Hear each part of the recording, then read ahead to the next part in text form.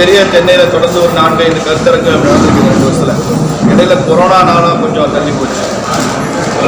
இப்போ அதிலிருந்து ஒரு இன்ஸ்பிரேஷன் ஆகி குடியாத்தம் நகர் மாதிரி இடங்களில் நல்லூர் சங்கமம் என்ற பெயரில் அது போன்றே கருத்தரங்குகள் நடத்திருக்கிறோம். சமூக ஊடகங்களில் கொஞ்சம் தீவிரமாக பணிபுரிபவர்கள், அறிவுத்தளத்தில் பணிபுரிபவர்கள்,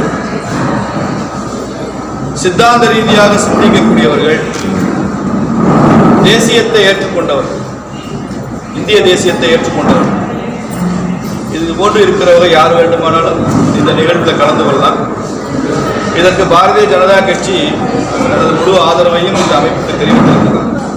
ஆனாலும் கூட எல்லா கட்சியும் இதை ஆதரிக்க வேண்டும் என்றுதான் நாங்களும் விண்ணப்பிக்கிறோம், அப்பீல் கொடுக்கிறோம். இன்று அந்த நிகழ்ச்சி குடியாத்தத்தில் நடந்திருக்கிறது. பல்வேறு தலைப்புகளில் இன்றைக்கு பேசும் பொருளாக பல விஷயங்கள் இன்று பேசப்பட்டிருக்கு. குறிப்பாக எல்லா இடங்கள்லையும் பாரதியாருடைய கவிதை வரிகளை ஒரு பேசு பொருளாக வைத்துக்கொண்டு பேசுகிறோம். சென்னையில் நடந்த கருத்தரங்கில் வைய தலைமைகள் என்கிற பேசு பொருளில் உள் தலைப்புகளில் நிறைய பேசணும். அதே போல் இங்கே வான்புகள் கொண்ட தமிழ்நாடு என்கிற பெயரில் இந்த நிகழ்ச்சியை நடைபெற்றிருக்கிறது. இன்றைக்கி இதில் ஒரு 3 பேருக்கு மேலே இதில் கலந்து கொண்டிருக்கிறாங்க. இந்த நிகழ்வுக்கு தமிழ்நாடு முழுக்க பெரிய ஆதரவு இருக்குது. இங்கே குடியாத்தத்துக்கே கூட பல பேர் வெளியூர்களில் இருந்து பக்கத்து மாவட்டங்கள்லாம் வந்திருக்கிறாங்கன்னு சொன்னால் இதில் எவ்வளோ உற்சாகம் உருவாயிருக்கிறது என்று தெரியும்.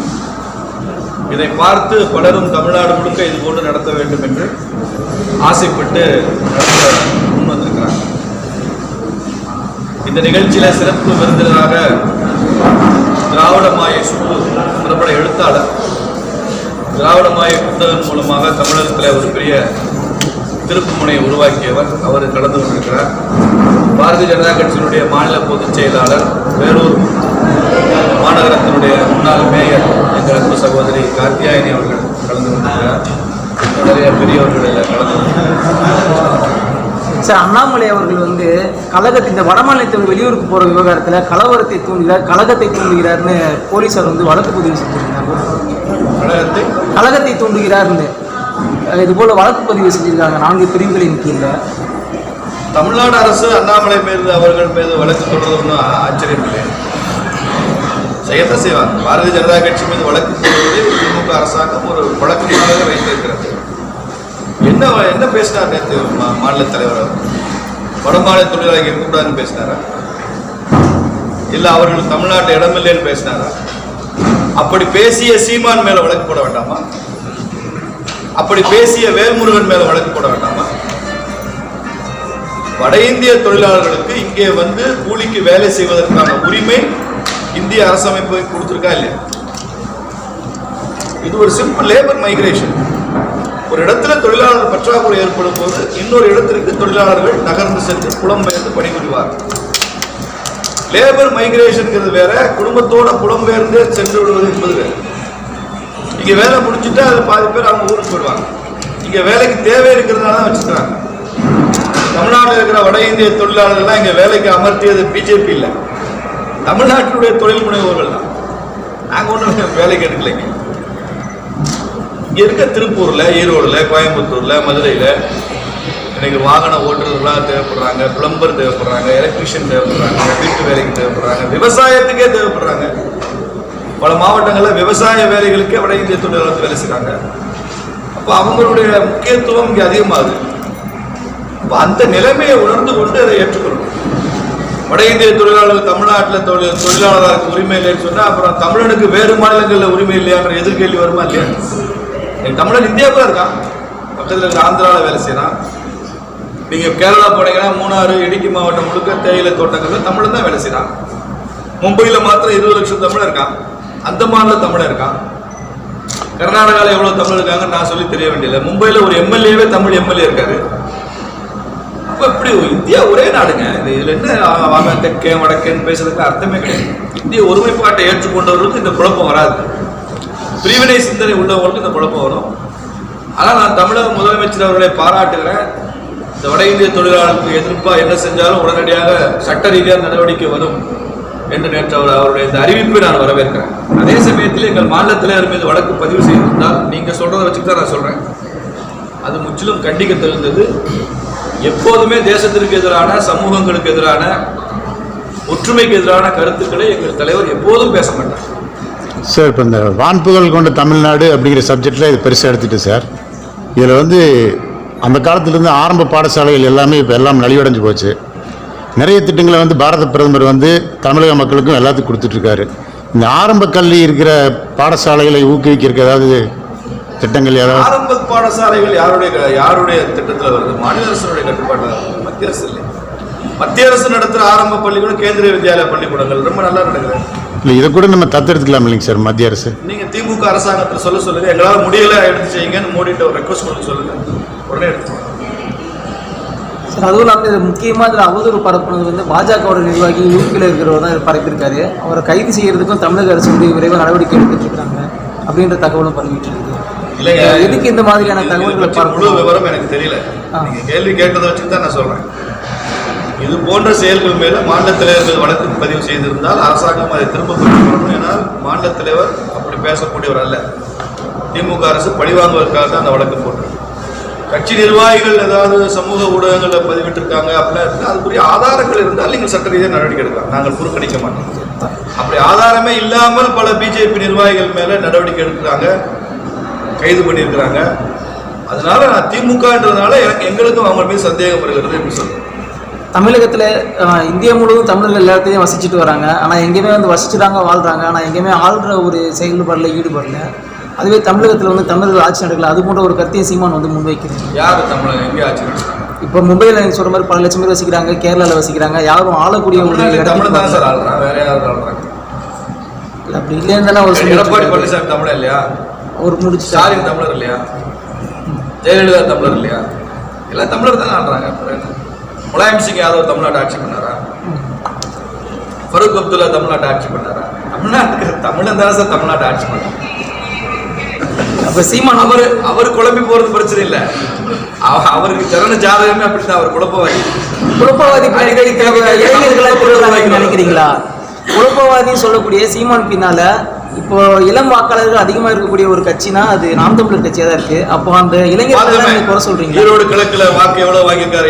10,000 இளைஞர்கள் எவ்வளவு இருக்காங்க பார்த்தோம்.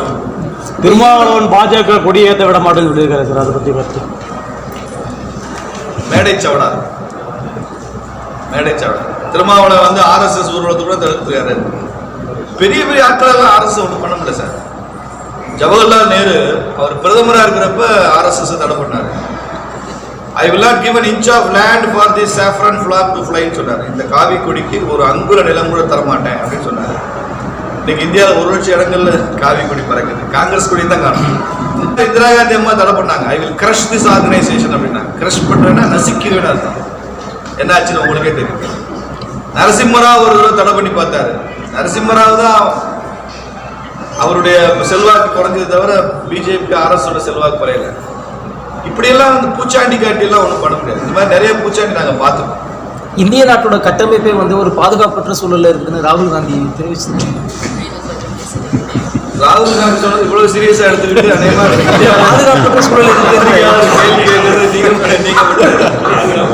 ஆமா சார். இங்க பாருங்க, அவர் ஜோடோ யாத்திரை போனாருங்க. இந்தியா பூரா நடந்தாரு. இந்தியா பூரா நடந்ததுக்கு அப்புறம் அஸ்ஸாம் 3 மாநில தேர்தல் எப்படி வந்திருப்பாரு. கொஞ்சம் இருந்த காங்கிரஸையும் ஜோடோ யாத்திரை பண்ணி ஒழிச்சுக்கிட்டாரு. மேகாலயால காங்கிரஸ் இல்ல, நாகாலாந்துல இல்ல, திரிபுரால இல்ல. ஜோடோ யாத்திரை என்னாச்சு? யாராவது பத்திரிகையால கேட்டாங்களா? நீங்க நடந்ததுக்கு அப்புறம் இங்க ஒண்ணுமே இல்லைங்க, ஏற்கனவே இருந்தது காணாம போச்சு. அவர் நடந்ததனுடைய விளைவா காங்கிரஸ் வளர்ந்ததோ இல்லைங்க, அவருக்கு தாடி வளர்ந்தது. ஆனா தாடி வளர்க்கிறவங்க எல்லாம் மோடி ஆயிட முடியாது. கேரளாவுல வந்து நம்ம பாஜக நுழைவிட மாட்டோம்னு மார்க்சிஸ்ட் கம்யூனிஸ்டோட ஒரு உறுப்பினர் சொல்லியிருக்கிறாரு. இது எப்படி பாக்குறீங்க? கேரளாவில் மார்க்சிஸ்ட் கம்யூனிஸ்ட் கட்சியோட தேசிய செயற்குழு உறுப்பினர் பேபின்றவர் வந்து பாஜகவை வந்து நாங்கள் கேரளாவுக்குள்ள நுழைய விட மாட்டோம், இது வந்து மோடியோட பகல் கனவாக தான் இது இருக்கும் அப்படின்னு சொல்லியிருக்காரு. இல்ல, அது முந்தா நாள் வந்து பாரத பிரதமர் டெல்லியில பேசினாங்க இல்லையா? அதுக்கு எங்களது அடுத்த இலக்கா நாங்க கேரளா வச்சிருக்கோம் சொல்லி பேசினார் இல்லையா? அதுக்கு ஒரு ரெஸ்பாண்ட் பண்ணியிருக்கிறாரு. விடுங்க, இவர் பேபிங்க, அவர் மோடிங்க சார். இப்போ ஓவர் நைட்டில் அமித்ஷாஜி வந்து காஷ்மீரோட தலையெழுத்து மாற்றினான்னு சொன்னீங்க சார். இது மாதிரி தமிழகத்தின் தலையெழுத்து எப்போ மாறும்னு கொஞ்சம் சொல்ல முடியுங்களா? உங்கள் ஆசை விரைவில் நிறைவேறும். இப்போ இந்திய பண்பாடு தமிழர் பண்பாடுன்னு சொல்லிட்டு நிறைய ஒப்பிட்டு பேசுனீங்க சார். இதில் திராவிட பண்பாடை பற்றி நீங்கள் ஒரு வார்த்தை கூட சொல்றீங்களே. இல்லாத பண்பாடை பற்றி எப்படி சார் இருக்கிற பண்பாடு தான் சார் பேசுறீங்க, இல்லாத பண்பாட்டை பேசுறேன். திராவிடம்ன்றது எங்கே இருக்குன்னு கேட்குறேன். அவங்க அதான் சார் முக்கியமாக சொல்லிட்டு வந்து தமிழகமா தமிழ்நாடான்னு சொல்லிட்டாரு, தமிழ்நாடுன்னு சொல்ல மாட்டேன்ட்டாரு, தமிழகம்னு சொல்றாரு அப்படின்னு சொல்லி ஆளுநருக்கு எதிராக ஒரு பெரிய நேரேட்டிவ் செட் பண்ணாங்கல்ல. தமிழகம்னாலும் தமிழ்நாடுனாலும் ஒண்ணுதான். அது ஆளுநரே ஏற்றுக்கொண்டு பேசியதுதான். ஆனா உண்மையான விவாதம் என்ன இருக்கணும், இது திராவிட நாடா தமிழ்நாடா? அப்ப இது தமிழ்நாடுன்னா ஒரு கட்சியில ஏன் திராவிடன் பேர் வச்சிருக்கிறேன், இதுதான் விவாதமா இருக்கணும். அந்த விவாதத்துக்கு திமுக தயாரான்னு கேட்கிறேன். சரி, பொது விவாதம் நடத்தலாம். இது தமிழ்நாடா திராவிட நாடா? இங்க இருக்கிறவங்க 8 கோடி பேர் தமிழனா திராவிடனா? ஒரு விவாதம் வச்சுக்கலாம். திமுக தயாரான்னு பிஜேபி தரப்புல நாங்க கேட்கிறோம். சரி, இப்போ ஆளுங்கட்சியினுடைய தவறுகளை மறைக்கிறதுக்கு வந்து இந்த வடக்கன்ஸ் அப்படிங்கிற பிரச்சனையை வந்து இவங்களா கிரியேட் பண்றாங்க அப்படிங்கிற மாதிரி ஒரு சில தகவல்கள் வருது சார். இது உண்மையா இருக்குமோ? யாரு கிரியேட் பண்ணாலுங்க சரி, தமிழ்நாட்டுக்கும் தமிழர்கள் நலன்களுக்கும் நல்லது நல்லது. ஏன்னா இங்க இருக்கிற வட இந்திய தொழிலாளர்களுக்கு நாம ஒரு பாதுகாப்பற்ற உணர்வை உருவாக்கினால், பிரிவினைவாத சக்தியில் அதை உருவாக்கினா, இந்தியா பூரா சில பிரிவினைவாத சக்திகள் அங்கங்கே இருக்கு சார். அந்த திராவிடத்தினுடைய கொள்கையே அந்த பிரிவினை தான் சார். நான் சொல்றேன், ஏன்னா தமிழர்கள் இந்தியா பூரா இருக்காங்க. அப்ப நமக்கு நம்ம தமிழ் நலன், அங்க இருக்கிற தமிழ் நம்ம சகோதரர் இல்லையா, அவனுடைய நலன் நமக்கு முக்கியம் இல்லையா? ஏதாவது பேசி குழப்பத்தை உண்டு பண்ணி ஒரு சட்டம் ஒழுங்கு பிரச்சனையை கிளப்பி விட்டு போறதுல என்ன அர்த்தம் இருக்கு? பொறுப்புடன் பேசணும். இவங்களாம் பொறுப்போட பேசணும், தமிழர் நலன் அக்கறையோட பேசணும். திருப்பூர் நடந்த அந்த தொழிலாளர்கள் வந்து வடமாநிலத்தில் வந்து தமிழ் இளைஞர்களை தாக்குனதா என்பது வீடியோக்கெல்லாம் வெளியாச்சு. அந்த வீடியோ ஃபேக் வீடியோன்னு தமிழ்நாடு அரசாங்கம் டிஜிபி அறிக்கை கொடுத்துருக்காரு. பொய்யான வீடியோ, எங்கெங்கயோ நடந்த சம்பவங்களை ஒட்டு போட்டு அது ஏதோ வட இந்திய தொழிலாளர்கள் வன்முறை எழுவது மாதிரி காட்சி அமைச்சு அது உருவாக்கப்பட்ட ஒட்டு வீடியோ, அது ஃபேக் வீடியோ அப்படின்னு தமிழ்நாடு காவல்துறை தலைவரே சொல்லிட்டாங்க. அதனால அது மொழியை வைத்து நாட்டை அடையாளப்படுத்தக்கூடாது நீங்க சொல்லுங்க சார். இப்போ மொழியை வைத்து மொழியை வச்சு மாநிலத்தை தான் அடையாளப்படுத்தணும், இந்திய தேசத்தை அடையாளப்படுத்தணும். இந்தியாவில் பேசுகிற எல்லா மொழிகளும் தேசிய மொழி. தமிழ் தேசிய மொழி தான், மலையாளம் தேசிய மொழி தான், தெலுங்கு தேசிய மொழி தான், ஹிந்தி நிர்வாக மொழி. ஹிந்தி மட்டுமே தேசிய மொழி கிடையாது, எல்லாம் தேசிய மொழி. சம அந்தஸ்து. நிர்வாக வசதிக்காக ஒரு மொழியை மாற்றம் அட்மினிஸ்ட்ரேட்டிவ் லாங்குவேஜ். நீங்க அந்த அட்மினிஸ்ட்ரேட்டிவ் லாங்குவேஜ்ங்கிறத நிர்வாக மொழின்னு பேசியிருந்தா, தமிழ் படுத்தி இருந்தா பல பேர் ஏற்றிட்டு இருப்பாங்க. இவன் என்ன பண்ணிட்டான், நிர்வாகம்னா அட்மினிஸ்ட்ரேஷன் ஆட்சி பண்றதுன்னு சொல்லி ஹிந்தி வந்து ஆட்சி மொழின்னு சொல்லிட்டான். தப்பான டிரான்ஸ்லேஷன். ஆட்சி மொழினோட ஹிந்தி வந்து என்னை ஆட்சி செய்யறதான்னு எனக்கு ஒரு எதிர்வினை உருவாகும். நிர்வாக ரீதியான வசதிக்கான மொழி அல்லது இணைப்பு மொழி, அலுவல் மொழி, அபிஷியல் லாங்குவேஜ், அலுவல் மொழி. இப்படி எடுத்துக்கிட்டா பிரச்சனை வந்துருக்க. ஆட்சி மொழின்னு சொல்றது தப்பு, அலுவல் மொழின்னு சொல்றது. மொழி திணிப்பை வந்து ஏற்றுக்கொள்ளக்கூடாதுன்னு சொல்லுவீங்க சார். மொழி திணிப்புன்றது இங்கே இல்லையா? தமிழ்நாட்டில் மொழி திணிப்பு இல்லையா? ஒரு உதாரணம் சொல்லுங்க. இல்லை, இப்போ வந்து ரயில்வே ஸ்டேஷனில் பார்த்தீங்கன்னா கூட சகயோக்னு ஒன்று போட்டுருந்துச்சு, அதை வந்து பரப்பிட்டு இருந்தாங்க. சகயோக் தமிழ் எழுத்தில் ஹிந்தி வார்த்தையை எழுதி வச்சிருந்தாங்க. திருப்பூர் ரயில் நிலையத்தில், திருப்பூர்ல ரயில்வே ஸ்டேஷனில் எழுதி வச்சிருந்தாங்க. சார், ரயில்வே ஸ்டேஷன் மத்திய அரசுக்கு 3 மொழி கொள்கை உள்ளது. மத்திய அரசு 2 மொழி கொள்கை உள்ளது மாநில அரசு. மத்திய அரசு நிர்வாகங்களில் இருக்கக்கூடிய அலுவலகங்கள் எல்லாம் 3 மொழியிலேயுமே பேசணும். அது டெலிஃபோன் ஆஃபீஸில் இருக்கும், போஸ்ட் ஆஃபீஸில் இருக்கும், ரயில்வே ஸ்டேஷனில் இருக்கும், வங்கிகளில் இருக்கும். நீங்கள் அதை கேள்வி கேட்கக்கூடாது. தமிழ்நாட்டுக்குள்ள தமிழ்நாடு அரசாங்கம் 2 மொழி கொள்கையை பின்பற்றுகிறது. அதில் வந்து மத்திய அரசாங்கம் எங்கேயும் 3 மொழி சொல்லணும். இல்லை, ரயில்வே ஸ்டேஷனில் அறிவிப்பு வருதில்ல, பயணிகள் கவனத்திற்கு அறிவிப்பு வருதில்ல, தமிழில் வருது, ஹிந்தியில் வருது, இங்கிலீஷில் வருது.